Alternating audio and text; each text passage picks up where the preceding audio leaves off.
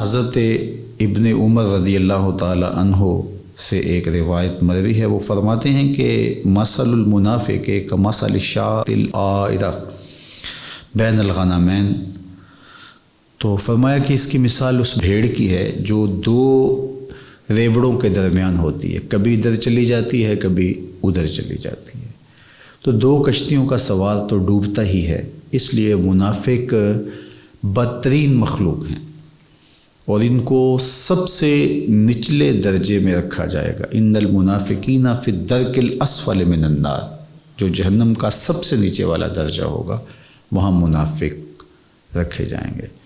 تو یہ عجیب مخلوق تھی اور ہر دور کے اندر ایسے لوگ پائے جاتے ہیں جو ظاہر اور باطن کا فرق رکھتے ہیں۔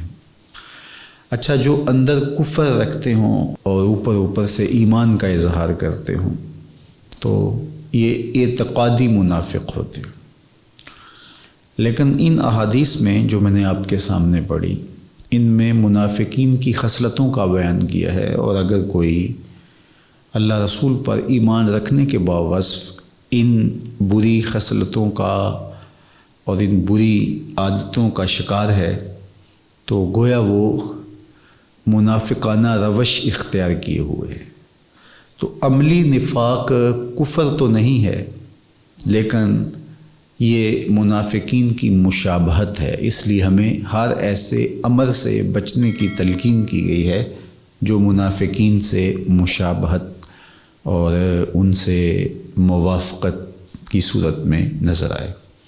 اور یہ بری خصلتیں جن کا ذکر کیا گیا ہے، کسی بھی اچھے انسان کو زیبا نہیں کہ وہ ان عادات کا حامل ہو اور یہ خصلتیں اس کے اندر پائی جائیں۔ تو اللہ کے محبوب علیہ الصلاۃ والسلام نے منافق کی جو نشانیاں بیان فرمائی، تو ان دو احادیث کو اگر آپ اپنے سامنے رکھیں تو وہ 5 نشانیاں بنتی ہیں۔ ارشاد فرمایا اذا حدث کذب، جب وہ بولتا ہے تو جھوٹ بولتا ہے۔ دوسری نشانی ہے اذا وعد اخلف، جب بھی وعدہ کرتا ہے تو اس کو پورا نہیں کر پاتا۔ اور تیسری نشانی ہے اذا اؤتمن خان، اور جب اس کے پاس امانت رکھی جائے، کسی چیز کا اس کو امین بنایا جائے تو وہ خیانت کرتا ہے۔ اور چوتھی چیز اذا عاہد غدر، جب کسی سے معاہدہ کرتا ہے، عہد کرتا ہے تو اس پہ پورا نہیں اتر پاتا، عہد کو توڑ دیتا ہے۔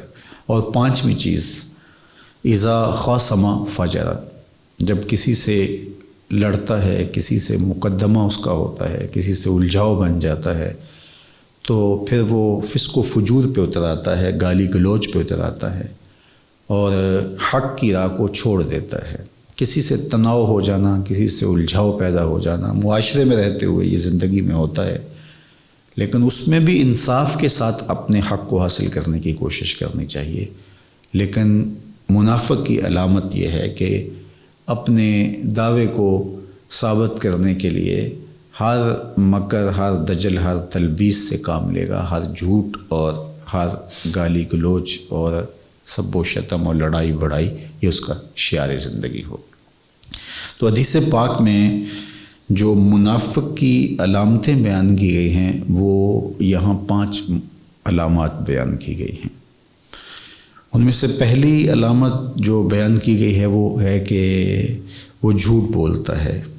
جھوٹ سے بچنے اور محفوظ رہنے کے لیے، اپنے دامن کو بچانے کے لیے اسلام نے ہمیں سخت تاکیدات کی ہیں، چونکہ جب کوئی شخص جھوٹ بولتا ہے تو اس کا اعتبار اٹھ جاتا ہے اور اللہ جل شانہ کی رحمتوں سے وہ محروم ہو جاتا ہے۔